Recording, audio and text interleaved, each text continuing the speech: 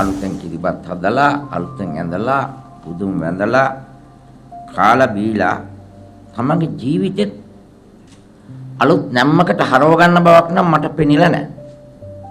තමන්ගේ ජීවිතේ හැඩගස්සා ගැනීම සඳහා අලුත් සංකල්පයක් ගැන හිතන්න. හැම කෙනෙක්ම අදින් අදිෂ්ඨානයක් ඇති කරගන්න. දුර්භික්ෂ කාලයක් එනවා.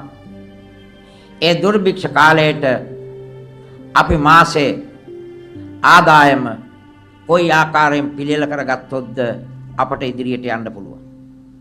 මෙතන ඉන්නවා ලක්ෂ පඩි ගන්න අය ඉන්නවා 30000 40000 50000 60000 පඩි ගන්න අය ඉන්නවා රුපියල් 3000 පඩි ගන්න අයත් ඉන්නවා. ඒ නිසා ওই දරුවෝ සත්‍යයක් නාස්ති කරන්න එපා. දැන් ගෙදර ගියාම පාටි දාන්න කතා කරනවා, බූරෝ පොළවල් තියෙනවා, මත්පැන් පොළවල් තියෙනවා. නැති නෑදෑයෝ තා දුවේ කියාවේ, නැති මිනිස්සු තා පුතේ කොහොමද කියාවේ, අවුරුද්දට ආවද කියලා අහවේ. ඔය නොයෙකුත් යාළු මිත්‍රාදීන් ඇතිවේ මල්ලේ සල්ලි තියෙනෝනේ. කිරිල්ලිය වගේ ඉන්න අයට දරුවෙක් හම්බුනහම පඩි පිට මාස 4ක් නිවාඩු දෙනවා. නෝ මම කල්පනා කරානේ ඉතින් මේ කිරිල්ලින්ට පැටව හම්බුනහම කුරුල්ලනේ මැරෙන්නේ. කුරුල්ලා තමයි යාට මෙයාට දුවන්නේ, අර යනවා මෙහෙ යනවා. අපෝ කන්නේ නෑ, නිදාගන්නේ නෑ. ඉතින් දුවේ නැත්තම් පුතේ කිය බඩේ බත් නෑ. කුරුල්ලා දඟලනවා. මම කල්පනා කරා මේ විවාහ වෙලා ඉන්න පිරිමියාට පළවෙනි දරුවා හම්බ වුණාම මම මාසික වැටුප් නිකන් දෙනවා. ওই දරුවෝ මට සීල දෙනාම බොහොම මාව රැකබලාගත් ආදරෙන්.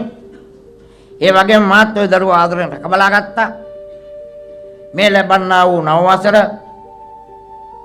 නිරෝගී සපවත් වසරක් ගත කරන්න ලැබේවා කියලා මම ප්‍රාර්ථනා කරනවා. ඔබ සීල දෙනාටම තෙරුවන් සරණයි.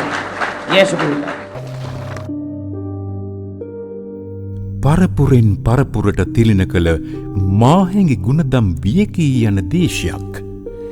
අධ්‍යාත්මික ගුණවගාවන්ට වඩා භෞතික සම්පත් මගින් මානව දයාව මිනිතය කරන සමාජයක් වෙනස් කිරීමේ වැදගත්කම හා තමන්ගෙන් ඉටුවිය යුතු මෙහෙවර අවබෝධ කරගත් පුහුදුන් පුද්ගලයෙකුගේ අදහස් උදහස් සිරිත් පිරිත් මඟ පෙන්වීම් හා අවවාද ඉතාම සරලව සුගමව ආකර්ශනීයව පෙළගැසුණු මෙම රූප පෙළින් ඔබගේ සිතුවිලි පහන් වී තමන්ට මෙන්ම ලොවටද වැඩදායක ලෙස ක්‍රියා කිරීමට හැකි වූයේ නම් එය අප ලද සුවිසල් ජයග්‍රහණයක් බැව් සිද්ධාලේප පවුලේ අපි දැඩිව විශ්වාස කරන්නෙමු.